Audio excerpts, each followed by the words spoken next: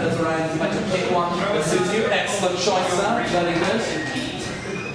Boston Post, my friends. Just keep them close to yourselves for now. Well, trade and shipping, likewise, throughout New England and these colonies. But like all of us gathered here today, every single one of us, I am a deeply concerned citizen. But we have met this 16th day of December, 1773, with a very great opportunity before us. So in a moment, I will call up our main speaker today. But before I do, I'd like to make sure we all know how to express ourselves appropriately in this meeting. Now, if you have been to these Boston meetings before, you'll know that we're not, shall we say, of the most civilized ilk. So if you hear anything that stirs your passions in any way, I want you to stomp on these floors, hit the pews. Let's all do that now. Just get the last line. Yeah. Oh, very good, very good. Oh, you're practically an angry mob already. Oh my God. If you hear anything that you discuss yet another crisis forced upon us by the odious King George III. Ooh. Out in Boston Harbor, there are 3 ships. The Eleanor, the Dartmouth, and the Beaver, and their bellies are swollen with 340 chests of tea. Now, the law states that each of these vessels has 20 days to unload this tea and pay the tax upon it. Tomorrow is that 20th day, making this body of the people all the more important as it's our final chance to effect these events. Now, earlier this day, ship owner Francis Roach, owner of the brig Beaver, was, what was the word we used earlier? Oh, I believe it was persuaded. Yes, rather forcefully persuaded, yes, to venture to Milton Town to inquire with our royal governor, Thomas Hutchinson, as, yes, most worthy of it, sir, as to whether these vessels may be sent back to England without landing this pernicious tea. We await his response and cling to that very hope. For if that tea is landed, my friends, you will all be forced to pay the taxes upon it. Need any reminders? This is hardly the first time the Crown has taxed us. Only 8 short years ago, in 1765, King George and Parliament saw fit, sir, to tax our letters, our newspapers, our ink, and our pens under the Stamp Act. Even our marriage licenses and death certificates now. Death. Very glad you asked, sir. We will use a symbol well known to all sons and daughters of liberty, a symbol of independence and autonomy. Let's see them, friends, the great Mohawk. Rally, Mohawk! Rally, Mohawks! Boston Harbor, a teapot tonight! A meeting can do nothing more to save this country. Well said, sir, well said. Well, rise up, my friends. Don your disguises, gather your belongings, follow me now, for we march on Griffin's War! Thank you, Sam. Excellent. This way, my friends. It's the time you've been waiting for. Time to destroy someone else's property. Is the ghost of John Crane amongst us? You know, very sore head. Look how many of them have brought their own cannons, sir. I barely A team of artillerists here. After you, my friend. very rowdy Mohawks nicely before me. That has done well. Gather around, my friends. Huzzah! What a motley crew we have here tonight.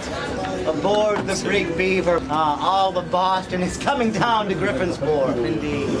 Indeed. Right this way, my friends. Here will have great ramifications, and your courage is very much needed. Now, will we succeed in ridding ourselves of tyranny? Or will we simply incur the wrath of King George III and bring further disaster among these colonies? Probably both, because I don't know the answer. But I do know this. There can be no more delay, my friends. Not 500 yards away, His Majesty's warships, the Somerset and Boyne, lie at anchor. They could easily level this entire wharf with their guns, blow this entire brig to smithereens, and all of us with it. My friends, look aboard this Quaker vessel, this merchant ship. How many guns do you see aboard this ship? 0, exactly. Not a fair fight. Now, should we survive this night, you must keep the names of all those assembled here a secret, and you must take that secret with you to the grave. Now, what do you say we make a cup of tea for the fishes, shall we? Right this way, yes! Huzzah! Now we have 4 crates of tea right this way, my friends. Step forward, those who are feeling brave enough. Now, pardon me, my friends. Yes. Who volunteers? We have 4 crates of tea. You volunteer. One for you, my good man. Sorry. Yes. A lovely cannon. Right this way. Wow. My friends.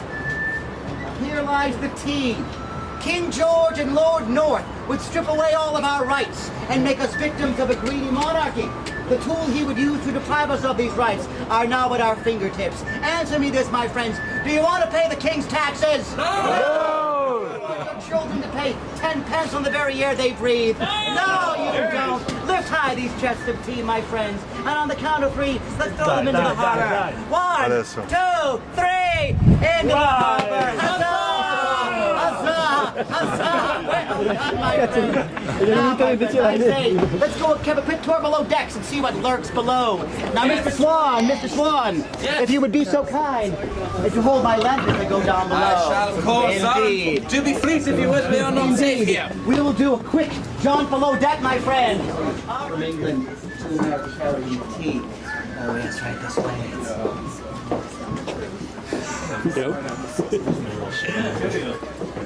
Maybe we were built a bit smaller back then.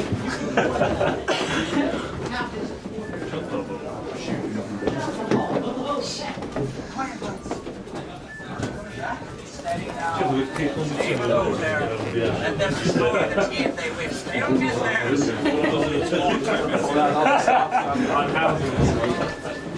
Let's not get in the way of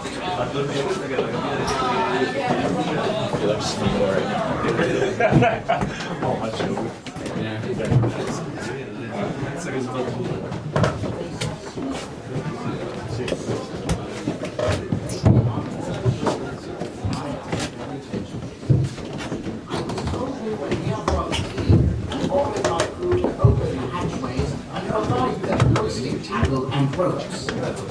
I was assured that no harm was intended myself or my crew, provided we did not keep them from their business. They went down the hold, where was 80 whole and 32 half chests of tea, which they hoisted upon deck and cut the chests to pieces with axes and hove the tea off overboard, where it was damaged and lost. And these weighed, many hundreds of pounds. One knocked me in the head and he fell to the deck. And oh, there was blood and tea everywhere. Oh, it was a disaster. Of course, John Crane was a very good friend of ours, so, with the respect that we owed him, we sort of dragged that lifeless corpse through the streets to a carpenter shop. With, again, much ceremony and weeping and what have you, we sort of shoved it headfirst into a pile of wood shavings. John Crane was a carpenter. He died as he lived, covered in wood shavings. So a moment of silence, if you would, for John Crane. That'll do. Now let's back on. Godspeed, my friends. Godspeed. In fact, let's have a little round of applause for our brother Paul here. Thank you, sir. Thank you.